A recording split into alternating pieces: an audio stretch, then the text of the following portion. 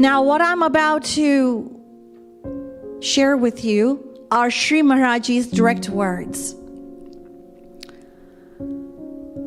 About 45 years ago, I was in Mathura at the house of a retired judge who was a very good devotee of Sri Krishna.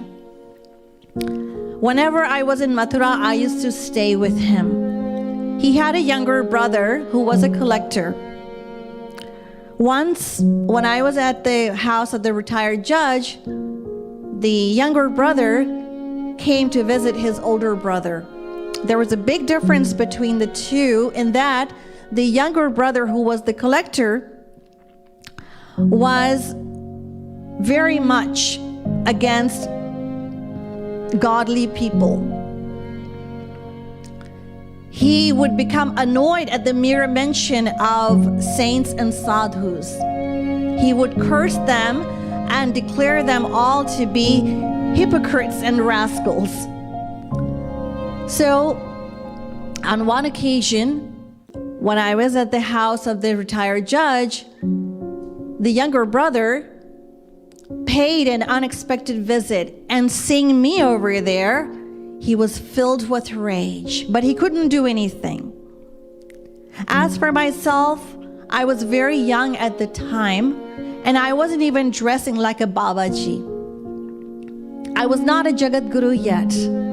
I used to keep my hair real short, and I used to live just like everyone else.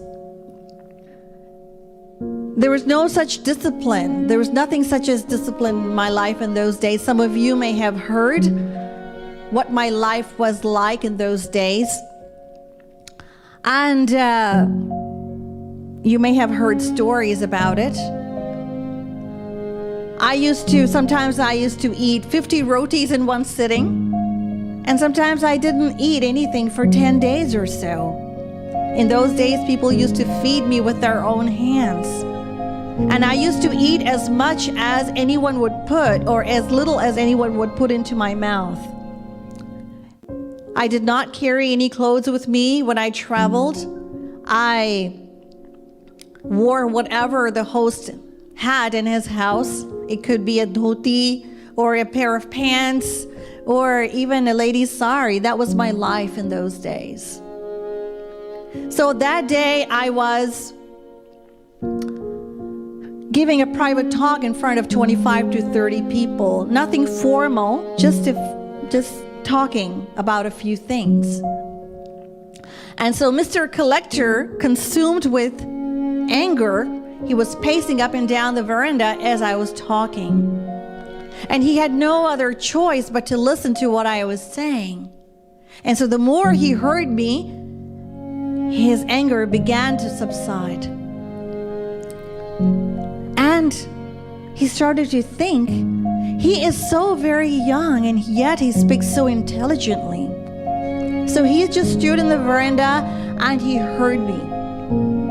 It so happened that day that I spoke for 2.5 hours. In those days, I followed no discipline, even like when it came to giving lectures. Once I started speaking at 8 o'clock in the evening and ended at 4 in the morning.